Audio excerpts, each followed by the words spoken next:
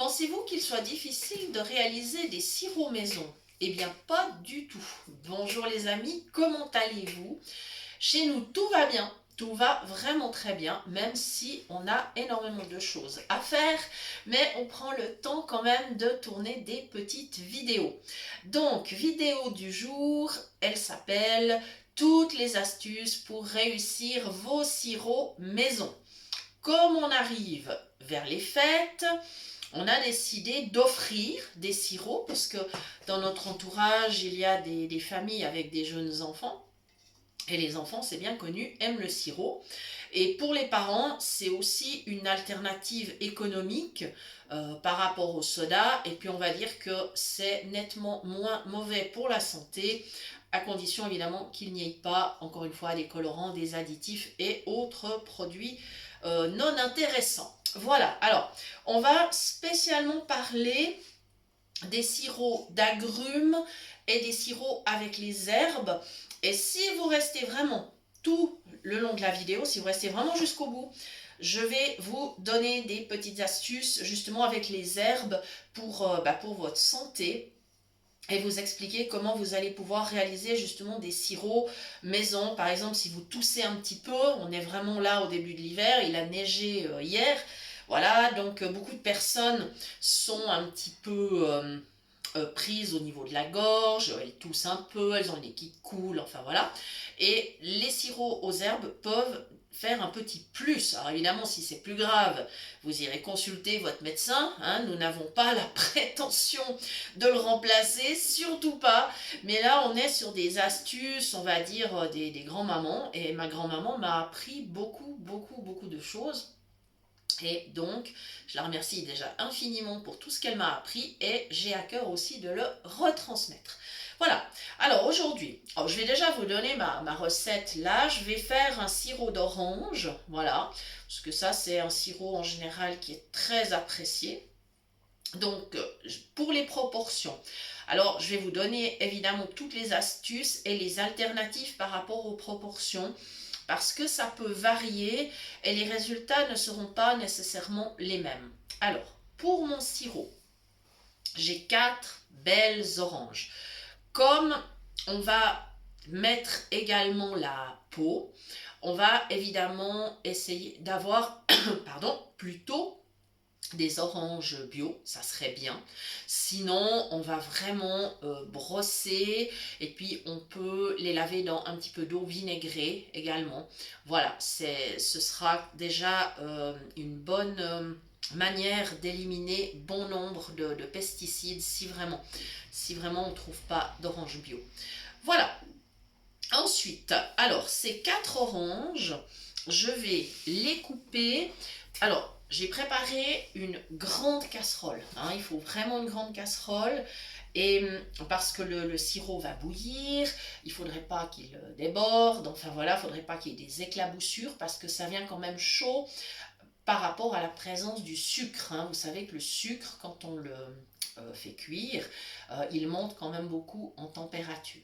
Voilà, donc maintenant, je commence à couper. Alors je me mets au-dessus de la casserole, je ne veux pas perdre une seule goutte de jus.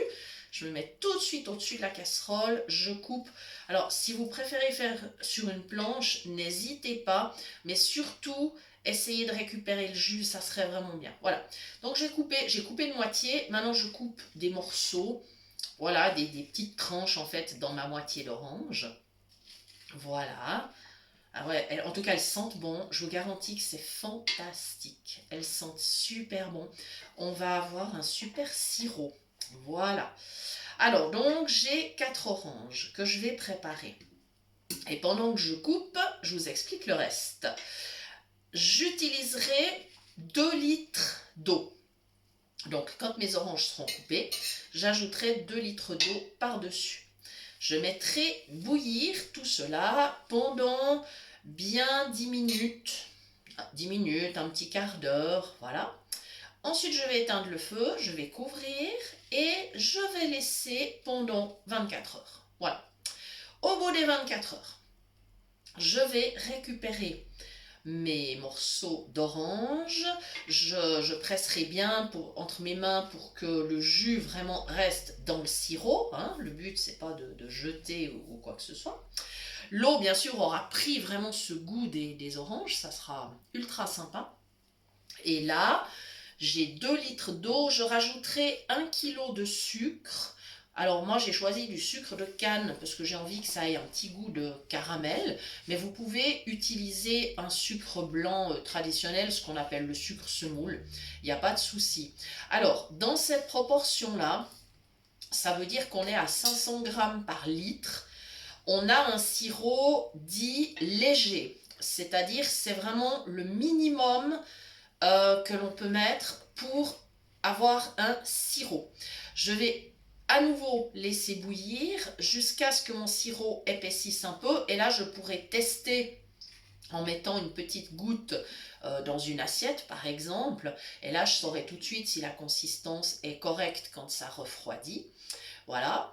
Et puis, une fois que mon sirop aura cette consistance souhaitée, ben, je vais laisser refroidir et je mettrai dans des bouteilles. Ce qu'il faut savoir, c'est que ce sirop-là, qui contient peu de sucre, il va falloir le conserver au frigo. Sinon, au bout de quelques jours, il risque peut-être de moisir. Et ce n'est pas ce que l'on souhaite. Alors ça, c'est vraiment le sirop ultra léger si on souhaite vraiment un sirop peu sucré. Ce qu'il faut savoir au niveau des proportions, pour 1 litre d'eau, on peut aller de 500 g de sucre à 1,8 kg. Alors vous voyez, c'est large hein, comme marge, c'est énorme. Si vous mettez 1,8 kg de sucre pour 1 litre d'eau, vous aurez un sirop très épais, mais qui va quasiment se conserver indéfiniment. Parce que le sucre, on le sait, c'est un conservateur naturel. Voilà, donc ça c'est pour vous expliquer par rapport aux proportions. Dans mon sirop d'orange, si j'ai envie, je peux ajouter par exemple des bâtons de cannelle. Par exemple là, je pourrais en ajouter 4-5 pour avoir un sirop un petit peu épicé. Comme ça, orange cannelle, c'est vraiment excellent. Voilà, donc ça, ce serait tout à fait possible. Bien évidemment, mes bâtons de cannelle doivent bouillir avec mes oranges. Voilà, ou alors je pourrais mettre des clous de girofle, de l'anis étoilé. Alors attention, pas trop. L'anis étoilé, on va dire entre 2 et 4 pour ces 2 litres. Hein. Faut pas exagérer. Les clous de girofle, ça dépend, entre 6 et 10. Ça dépend vos goûts. Voilà, la cannelle, 4-5 bâtons, comme vous voulez. Vous pouvez mettre tout ça à la fois, ou n'en mettre qu'un seul, ou ne rien mettre du tout. Ou alors vous pouvez mettre par exemple des petits morceaux de gingembre, si vous aimez. Ça se marie très bien avec l'orange également, mais peut-être que les enfants n'apprécient pas trop. Voilà. Alors le gingembre par contre, il apporterait effectivement un petit plus, par exemple par rapport aux petits bobos de l'hiver, hein, les petits rhumes, les toux. C'est vrai que le gingembre, par exemple, pour passer un mal de gorge, c'est vraiment génial. Donc ça, ce serait un petit plus. La cannelle, si vous l'utilisez, donc en bâton bien sûr, eh bien, elle a un petit effet dynamisant et aussi antiseptique. Donc du coup, pour vous protéger des petits maux de gorge, c'est plutôt pas mal, d'accord? Pareil pour la girofle, c'est aussi antiseptique, c'est voilà. Donc c'est des petites astuces. Alors, de la même manière, vous pourriez préparer du jus de citron, enfin un sirop de citron, pardon. Alors, il faudrait pour les 2 litres en mettre peut-être entre 4, 5, 6. Ça dépend de la taille des citrons. Ça dépend de vos goûts. Ça dépend si vous voulez un sirop très concentré, très fruité. En fait, si vous voulez utiliser un minimum de sirop, c'est-à-dire consommer un minimum de sucre, eh bien, il vaut mieux ajouter un peu de fruits. Comme ça, vous aurez une saveur plus concentrée. Voilà, et vous utiliserez comme ça moins de sucre parce que vous en mettrez beaucoup moins. Voilà, donc je pense que j'ai bien expliqué pour les proportions d'eau, de sucre. Maintenant, si vous avez des questions, n'hésitez pas. Maintenant, je vais vous expliquer comment on peut faire des sirops avec les herbes. Justement, c'est agréable au goût et puis c'est aussi très utile. Alors, vous pouvez faire de la même manière du sirop avec par exemple de la sauge. Alors la sauge, ben, typiquement hein, pour la gorge, c'est aussi parfait.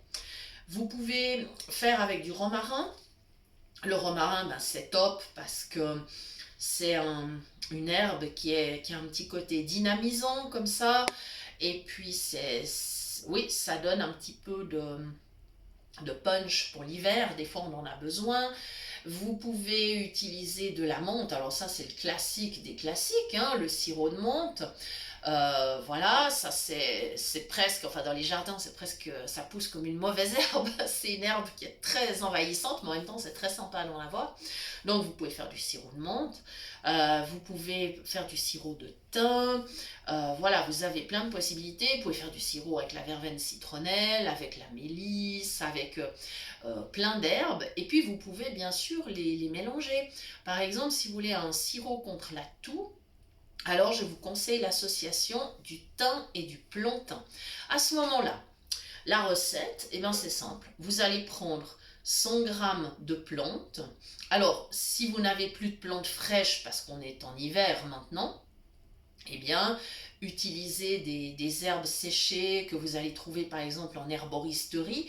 Peut-être vous pourrez trouver d'ailleurs directement un mélange de thé qui vous plairait, enfin un mélange d'herbes qui vous plairait, style thé pectoral ou autre. Et à ce moment-là, vous en prenez entre 100, 150 grammes, plus si vous souhaitez, ça c'est vous qui dosez selon vos goûts. Vous faites bouillir dans 1 litre d'eau, ou 2 litres si vous voulez en faire plus, ça il n'y a pas de problème. Et puis, même technique, vous laissez refroidir, vous couvrez, vous laissez 24 heures, vous filtrez le lendemain, c'est-à-dire qu'il va falloir le passer pour enlever toutes les herbes, et vous allez le remettre cuire avec du sirop, enfin avec du sucre, ou éventuellement du miel, si vous voulez un bon sirop contre la toux. L'idéal, ce serait plutôt le miel. Et là, on serait dans une proportion de 750 grammes ou de sucre ou de miel pour 1 litre. Donc, si vous avez 2 litres, eh bien, vous mettrez 1,5 kg. Alors, évidemment, vous n'irez pas acheter un miel ultra cher. On va dire que les miels basiques des supermarchés vont suffire. Le but étant d'adoucir la gorge, hein. Par contre, si vous faites des tartines de miel, là, je vous conseille d'aller vraiment chez un apiculteur et de prendre un miel artisanal. Voilà. Bien. Et puis comme ça, le lendemain, vous remettez bouillir. Voilà. Et puis quand votre sirop a la consistance voulue, vous laissez refroidir, vous mettez en bouteille. Pas de souci. Donc, si c'est pas trop sucré, vous le gardez au frigo. Et si au contraire il est bien sucré, il va se conserver très longtemps. De la même façon, vous pouvez faire des sirops avec des épices, hein, comme on l'a vu tout à l'heure. Le choix ne manque pas, hein, vous mettez exactement ce que vous voulez. À vous de tester et puis envoyez-nous vos recettes, ça serait ultra sympa. On serait très très très content de connaître vos recettes. Voilà. Et puis, par contre, en ce qui concerne les petits fruits et tout, alors là, le sirop se fera plutôt sur la base du jus, hein. Je veux dire, on pourra par exemple centrifuger et récupérer le jus, et à ce moment-là on cuit directement le jus avec la quantité de sucre souhaitée. Ça c'est différent évidemment. Donc si vous avez des petits fruits chez vous, c'est une bonne manière, pourquoi pas d'en utiliser une partie. Après je dirais, n'allez pas acheter des petits fruits hors de prix dans le commerce juste pour vous faire du sirop, parce que alors là c'est un sirop qui devient vraiment hors de prix. Voilà, il y a aussi des sirops qu'on n'arrive pas à faire chez soi faute d'avoir les ingrédients. Mais j'espère vous avoir donné un maximum d'astuces. Voilà, je vais encore vous dire que par rapport aux herbes, on a vu donc que la sauge est excellente pour la gorge, le romarin a un effet dynamisant, la mélisse a plutôt un effet calmant, ainsi que la passiflore. Voilà, la passiflore, si vous avez par exemple des petits soucis pour vous endormir, ou si votre sommeil n'est pas très régulier, avant de vous précipiter sur les somnifères, essayez de faire du sirop de passiflore, comme je vous ai indiqué tout à l'heure avec le thym et le plantain. Vous verrez, vous serez sans doute surpris. C'est vraiment une plante qui est très très très apaisante. Donc voilà, pourquoi pas, vous pouvez ajouter pourquoi pas encore du tilleul, qui est en effet très calmant. Attention toutefois avec le tilleul, si vous en mettez un petit peu, il a cet effet calmant. Si vous en mettez trop, il aura l'effet contraire. Voilà, c'est souvent le cas avec les plantes. Comme on dit toujours, le mieux est l'ennemi du bien. Voilà, si vous avez des questions, n'hésitez pas à me mettre un petit commentaire. Merci d'ailleurs pour vos commentaires, pour vos pouces. Bienvenue aux nouveaux abonnés. Vous êtes toujours plus nombreux. Merci infiniment. Merci pour vos partages. Il y a beaucoup de gens qui partagent. Alors, quand on sait qui c'est et qu'on peut accéder au profil, on va mettre un petit commentaire pour remercier. On ne peut pas toujours le faire. Donc, merci à tous ceux qui partagent nos vidéos. Merci infiniment. Et puis, bien sûr, vous pouvez toujours nous écrire à l'adresse suivante, cuisinepratique@mail.ch, et nous vous répondons dans les délais les plus brefs. Vous pouvez nous suivre également sur Facebook. Voilà, la page ayant le même nom que la chaîne, c'est-à-dire Cuisine Pratique pour les non-voyants. Voilà les amis, je crois qu'on a fait le tour avec les sirops. En tout cas, nous vous souhaitons beaucoup de plaisir à en préparer et à en offrir. Et vous voyez, c'est en fait pas dangereux puisque on peut chaque fois laisser refroidir. Donc, avant de passer à l'étape suivante. Donc, il n'y a pas de risque de brûlure. Il faut juste faire attention quand le sirop va bouillir, de remuer avec un ustensile suffisamment long qui protège vos mains. N'hésitez pas à mettre des gants si jamais, hein, s'il y a le moindre doute, n'hésitez pas, ou peut-être alors de demander à une personne de votre entourage de vous aider, si comme moi vous êtes non-voyant, ou voilà, mais je veux dire, c'est pas compliqué et c'est pas dangereux, il suffit juste de respecter les règles de prudence. Voilà, merci infiniment et à très bientôt pour de nouvelles idées cuisine. Merci.